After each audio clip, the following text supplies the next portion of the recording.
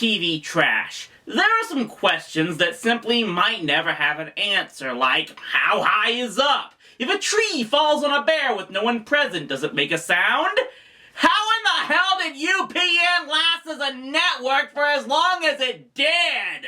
Yeah, talk about a network that was one big reservoir of crap. UPN's best shows of its existence all came out of franchises that already had established fan bases, and often they still found ways to screw that up. But when it came to airing original works, I could devote my entire series to just reviewing stuff that came from this network if it wasn't that most of those shows are buried in places of the internet that I dare not go. Heck, I think people on 4chan don't like to go there. And while I stand by my claim that Shasta McNasty was the absolute worst thing to come from UPN, there were at least some that gave it a run for its money in that department. Like The Secret Diary of Desmond Pfeiffer. This thing debuted in October of 1998 and set off immediate controversy from the NAACP and other activist groups over the premise and content. As a result, the pilot episode, believed to have the most incendiary content, ended up never airing. Not that that helped. The episode that actually debuted ended up ranking 116 out of the 125 shows that aired in its week. The show was ultimately canned after 4 episodes. Think about that. This is from the network that gave Homeboys in Outer Space a full season. Come to think of it, I've actually found myself reviewing quite a few of these series that got the axe after just a handful of episodes aired. You'd think that having to watch that few episodes would make this job easier. Then you'd see the content and realize, no, let's get started with this. The Civil War defined America, both the good and the bad. It was the crossroads of our being. And it was a hell of a crossroads. Who would have thought there was a comedy in all that? Well, we did. You thought wrong, dude. An extraordinary historical document. The Secret Diary of Desmond Pfeiffer. The P isn't silent. Yep, see, I wasn't mispronouncing that name. And spoiler alert, that's gonna be one of the better jokes of this series. We're in for a hurtin' here. Everything that follows actually happened. You can't prove that it didn't. I will do whatever it takes to prove that it didn't. Get back to working on that time machine, guys! So yeah, the show takes place in Civil War America, where the title character, Desmond Pfeiffer, was apparently hijacked or smuggled to this country from England on a slave ship due to gambling disputes. Don't know how that works, especially since England abolished slavery years earlier, but I wasn't enough of a glutton for punishment to track down that unaired pilot. Regardless, by the time of the actual first episode that aired, Desmond has eluded the slave trade and secured a job in the White House working for President Lincoln. And yes, that's future Boston Public star Shy McBride playing our title character. It's past history like this that have you believing movie and TV stars don't like seeing their IMDb pages. So the first episode starts with Desmond and his manservant Niblet searching for a treasure that Thomas Jefferson hid in the house, which I think is the 235th of 579 treasures that have supposedly been buried in that building. The treasure should be 5 paces to the left. Remember your other left? Right. 1, 2... What comes? 3, 4, 5. So it should be right here. That's the 3rd time you've done that. Perhaps if we start at the beginning. Yes. Well, my first recollection is me mum tossing me off a bridge in a sack full of puppies. Oh yes, did we mention that Niblet is a special person? This is a complete waste of time. This kitchen has been remodeled several times since the Great Fire of 1812. Look at these writers trying to sound all educational like they know history. Even though that fire was in 1814, so they just come off looking like even stupider jag-offs. You found the treasure! Oh, we're rich! I can pay off my gambling debts to those thugs who've been threatening me. Ah, have you been playing the horses again, sir? No, I got hooked on Indian bingo. Oh, Yeah. See, they let you get ahead, and then they pass around that peace pipe, and brother, you're gone. Yeah, it's really amazing how those natives maintained their gambling operations while they were being hunted down and seeing their food supply slaughtered by American soldiers. Don't you walk away from me, mister. Last night I left my love flame burning and you didn't come to blow it out. Now you can break out the hard stuff, people. Civil War, the Civil War, what about my needs? When do I get the attention of the executive branch? Mary, please, food is prepared in here. Shove it up your stovepipe, Abe. I can't believe the war is the easy part of my day. Oh yeah, that's Dan Florek playing President Lincoln. You gotta figure he was dancing a jig when he learned Law and Order SVU was being created so he could go back to playing Donald Reagan. Niblet, look at this ring. My blood sugar's dipping. I just need a little finger food. Oh, look. Pancakes. This portrayal of Mrs. Lincoln is gonna make me beg for Gwyneth Paltrow in Glee, isn't it? Mary Todd Lincoln in the house. My husband was probably gay, and I'm bipolar, which makes me yell things like, "That teapot spreading lies about me." So while Mary takes the ring from Desmond and we proceed to have a long series of incredibly unfunny gags around Niblet trying to retrieve it, the president is involved in a story that's even less funny. It's the telegraph inside the president's office. My loins ache with desire for you. Someone is using the president's office to send obscene telegrams. Mr. President? I wasn't doing anything.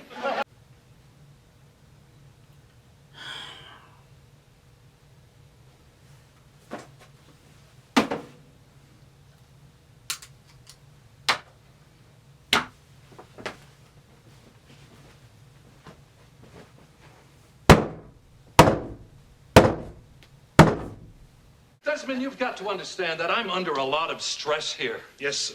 I used to relax by chopping wood, but now... You know, Mr. President, you don't have to explain. This isn't a grand jury. Yeah, get used to a lot of references to Bill Clinton and the scandals he went through during his term in the late 90s. Because, you know, those jokes wouldn't get horribly dated in any way, shape, or form whatsoever. So the president is having telegraph sex. Okay. Tell him to be careful. You never know who you're talking to on those things. You think it's a hot babe, then you travel cross country to Ohio to meet her in some train station hotel. Turns out to be some fat, sweaty kook named Hiram. So I've heard. When the Family Guy writers can do that joke better in a non sequitur, you can just give up any hope that these writers are capable of comedy. Our message of surrender must have finally gone through. I've received a response from the White House. Well, that's good, son. What does it say? It says, "You're gonna get the licking of your life." Licking?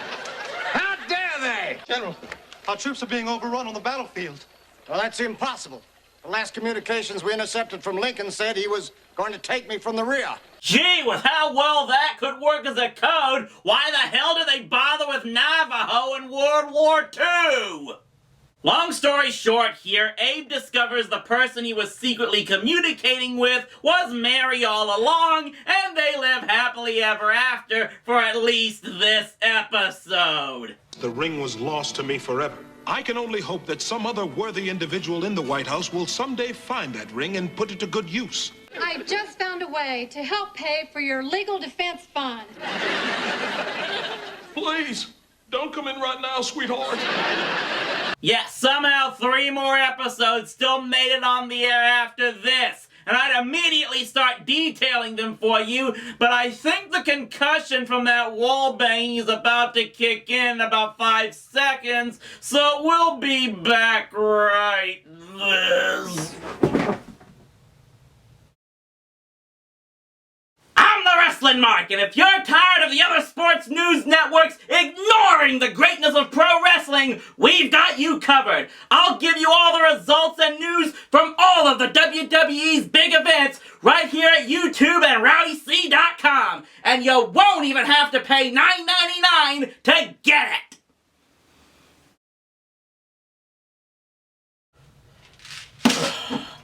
Don't worry, guys. We'll get Jeannie to fix the dent in the wall after the review. All that I have written here is true. This is the secret diary of Desmond Pfeiffer. And apparently someone unearthed the diary 130 years later and decided to make a crappy TV show out of it. And Linkara thinks the treasures of ancient Egypt need to stay buried.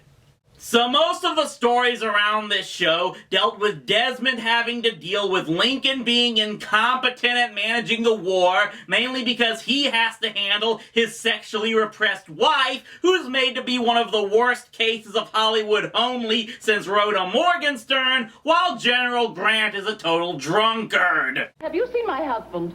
Last time I saw him, he was flying over the White House in a basket with a big black guy and his goofy pal. General Grant, it's 1 o'clock in the afternoon and you're already drunk. For the second time. And in between those are a whole bunch of reference jokes that became uncool by the turn of the century. This photo shoot has given me an idea. Say we were to gather up a bunch of exquisite, scantily clad women and have them pose seductively next to a horse and buggy. Max, secret battle plans? Hey, the new Fredericksburg of Hollywood catalog. Don't get me wrong, I'm just as much a sucker for anachronism humor as anyone. It's among the reasons I enjoyed Hercules and Xena. Heck, I just found out some really funny stuff in this new ebook, Quest Seekers the Wormstone, which is now available on Amazon Kindle for only $3.99. But you have to find ways to make the anachronisms or references be as eternally topical as possible, or you just come off as a lazy hack. Like when you do something like this. I'm flying. I'm flying, Desmond, I'm flying. I'm the king of the world and president.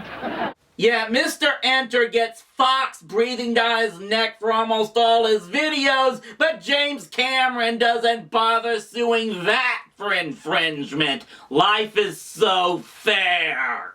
President Lincoln's balloon has been shot down over enemy territory. We fear the worst. Oh, my lord. With the vice president out of the country, you're in charge. I'm running the country? We're screwed. You'd best be getting the president back to Washington. Who are you?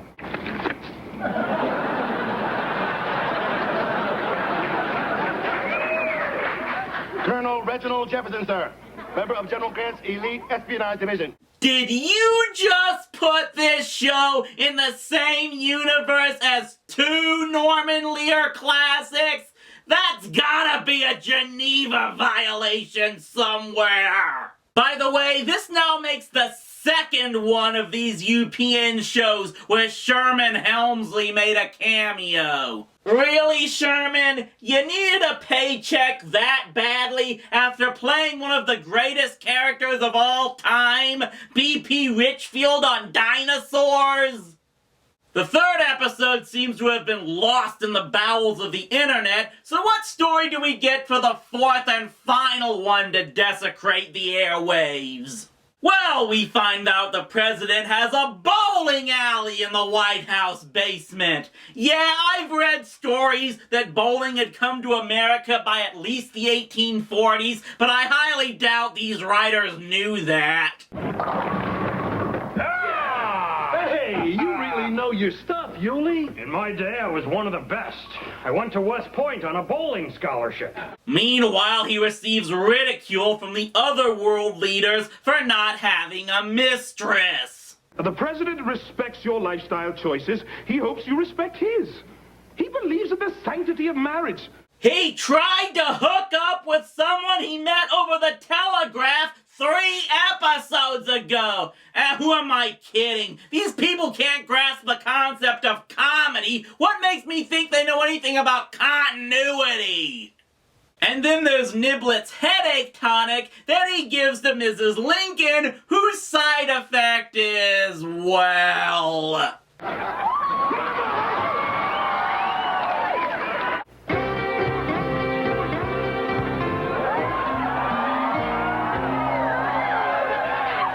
Excuse me, boy.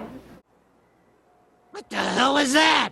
Trust me when I say these jokes aren't making the South rise again over here. I guess the potion wore off. Guy'd have to be crazy to be turned on by phony brass. Mix up another batch of that Tot tonic ASAP. I never thought I'd be at a loss for words that I'd have to resort to Robot Chicken Leonidas. This isn't funny! Let's get this out of the way. This show is not offensive for any controversial material. I've seen the Boondocks push the envelope much farther than this. This show is offensive because the comedy is awful. It's nothing but horrendously dated references, the most shoehorned anachronisms I've ever seen, and sophomoric jokes that junior high kids would say are stupid. It's like a couple of college history majors thought this thing up during a frat party bender, and UPN was so desperate to fill their time slots that they greenlit it. There is a reason it frequently makes the lists of worst TV shows ever made and stands out even among all the garbage UPN put out as among the worst things ever aired on its network. Everyone go watch Carol Burnett's Went with the Wind sketch to see how a Civil War parody is done right, and we'll see you next time on TV Trash.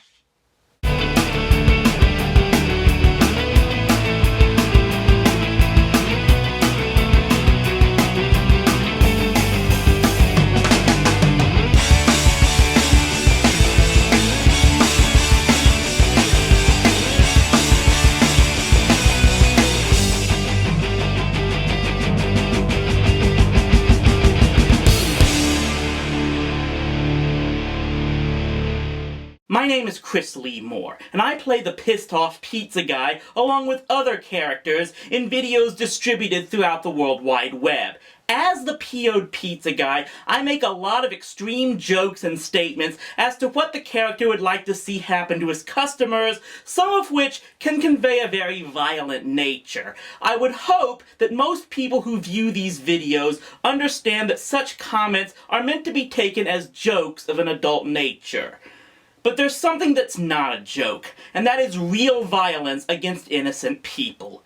It is estimated that anywhere from 1 in 6 to 1 in 3 women are victims of abuse in the United States alone. You will be hard-pressed to find anyone who would dare say they actually support the abuse of women, but those numbers would indicate that there are still far too many people committing such acts and not enough being done to counteract it. That is why Rowdy C. Productions is now an active donor to the Rape, Abuse, and Incest National Network in the hopes of fighting this travesty.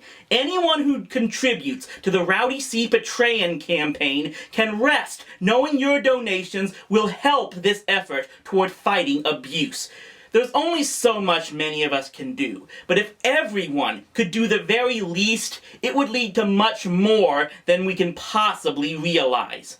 Let's all try to do what we can to build a world where we definitely know what is a joke and what isn't.